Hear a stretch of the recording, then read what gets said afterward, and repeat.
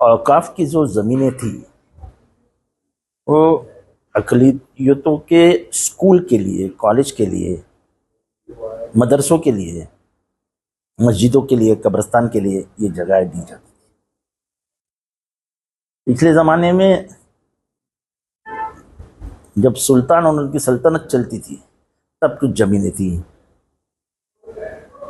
जब यहाँ पे दीवार खड़ी हो गई पाकिस्तान और भारत के बीच में, जो मुसलमान पाकिस्तान की तरफ चले गए उनकी भी तो ज़मीनें थी यहाँ पे। तो ये सब ज़मीनों को इकट्ठा करके 1954 में नेहरू जी पंतप्रधान थे, उन्होंने औकाफ गने का एक औकाफ बोर्ड बनाने का प्रस्ताव रखा और ये सब ज़मीनें औकाफ में शामिल कर दी।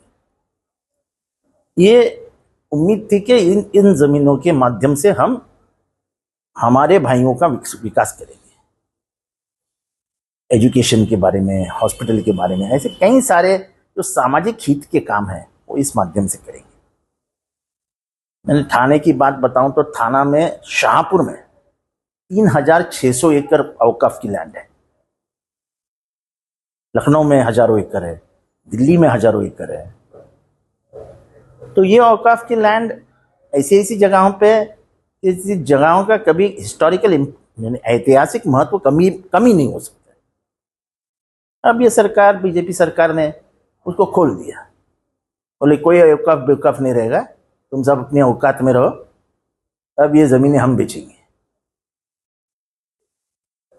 तो तुमको कब्रिस्तान को ज़मीन कहाँ से मिलेगी?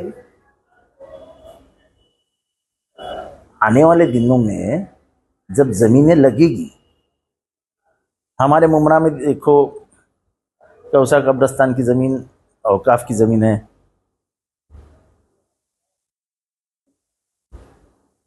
दौला कब्रिस्तान की ज़मीन औकाफ की ज़मीन है। ऐसी कई सारी ज़मीनें औकाफ की होती है। यानी ये क्या पागलपन है। अभी क्रिश्चियन समाज की, क्रिश्चियन चर्च की ज़मीनें हैं, वो भी निकालने का प्लानिंग चालू हो गया।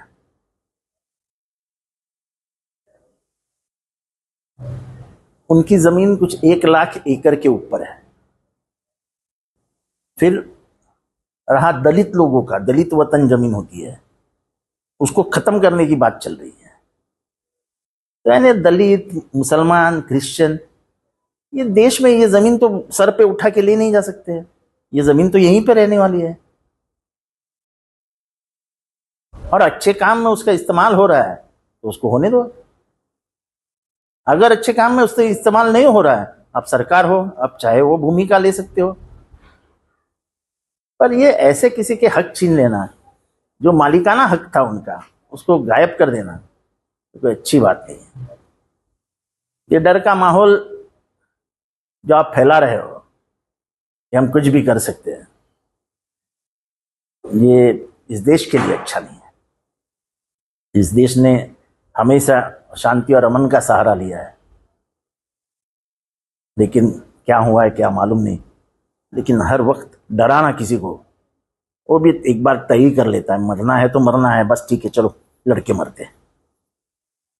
मुझे लगता है कि ये जो निर्णय आया है वक़्फ़ का, उसके बारे में थोड़ा सा सोच विचार करना चाहिए।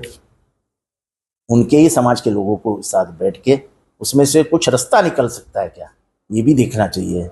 एक तरफा निर्णय ये नाराज़गी फैला रहा है और एक के बाद एक ऐसे निर्णय आते हैं तो मुसलमान समाज सही से नाराज़ हो जाता है।